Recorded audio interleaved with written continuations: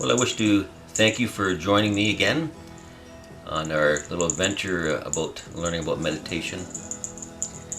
I'm just finishing up my meditation. This morning I've just meditated for maybe 20 minutes or so. Just sitting quietly, listening calmly, and really for years, I have a little, I have a brand new puppy dog, so a little distracted this morning. For years, I thought meditation was a way of kind of enjoying kind of a break, and so I was kind of forcibly trying to force my mind to find peacefulness.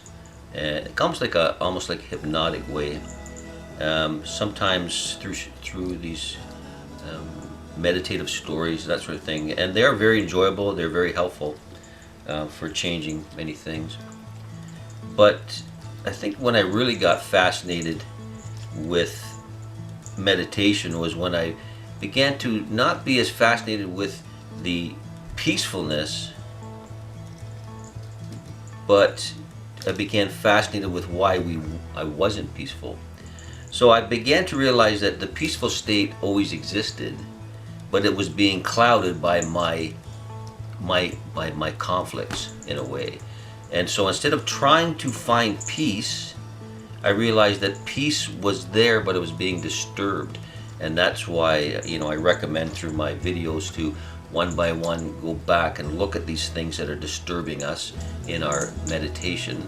And they're basically unresolved issues that can be looked at. Anyways, that's when I really started finding that things were going forward for me. And I think one of the other biggest things was when I realized that there was a power to not seeking. And I began to realize this, like I said, I'm not a Buddhist. I follow Buddhist traditions, which means more or less that I follow the Buddha, his particular example of basically sitting down through meditation and examining the world and coming to a new perspective. And this is a good example, even with this little puppy dog here. She was sitting right here when I was meditating and moving all around, and when I first began to meditate, that would have bothered me like crazy. But there's a power to seeking nothing, and that's partly why I said through Buddhist tradition we eat once a day, we sleep on the floor on a mat. Basically keep things really simple, so that when I leave my home in the morning, all my needs have been taken care of. I will seek nothing for myself at that point. I've already eaten for the day. I've had all my rest for the day. I'm done. That's a powerful thing because it shuts a certain way of thinking down. For example, here's my little new student, by the way. Her name is Sprite, and she's my little chihuahua. She's just been here for a day now. Go play, honey. Can't remember where I was now. But seeking nothing. The power of seeking nothing. The power of seeking nothing. Yeah, that's why. So that's why we leave home with all our needs taken care of, and that's why we keep our needs very simple. Because when I leave my home, I seek nothing, and so what that does is it shuts down a very powerful part of our thinking when we seek nothing. If we are seeking something in our relationships, as we go through them each day or each moment, if we're not getting what we want, we get upset, we get frustrated. All these feelings start to come up because what we're seeking is not coming to us. So it leaves us open, in a sense, to be at the mercy of how our environment treats us. And many people are like that. They're at the mercy of their environment. But it's something that we give permission. We give permission to be harmed by our environment, in a sense, and we can also take that permission back. So in this way, seeking nothing changes the way our mind works. For example, if you're in a relationship, say you're I've left my home and I'm driving and somebody cuts me off, because I'm not seeking anything. I'm not seeking for that person to act in a certain way for me to be at peace. It doesn't bother me as much. It doesn't bother me at all. I just realize that that is a person who is seeking, in a really narrow way, and they're going to be miserable, right? But I'm not miserable with it anymore because I'm seeking nothing. I'm already at a state of peacefulness.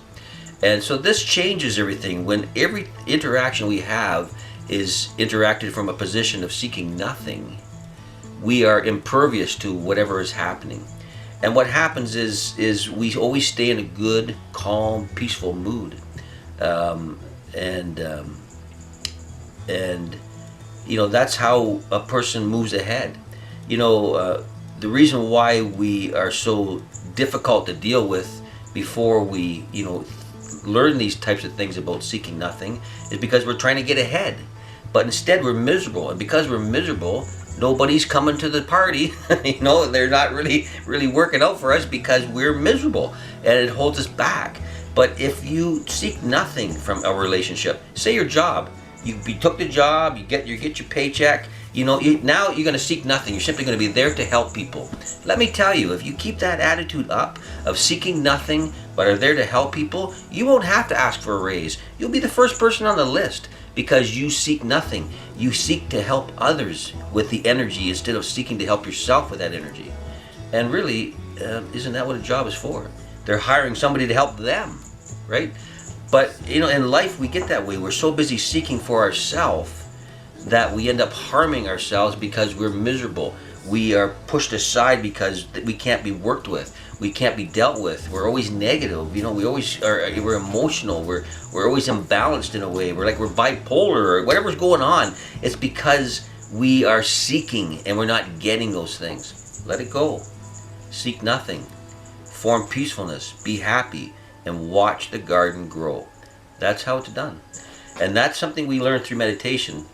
When the dog is there making all sorts of noise during my meditation, I sit there silently, calmly, at peace, because I am seeking nothing from my relationship at that time with the dog. I'm seeking nothing. I'm not seeking for her to be quiet. I'm not seeking for her to be something she's not. I'm seeking nothing.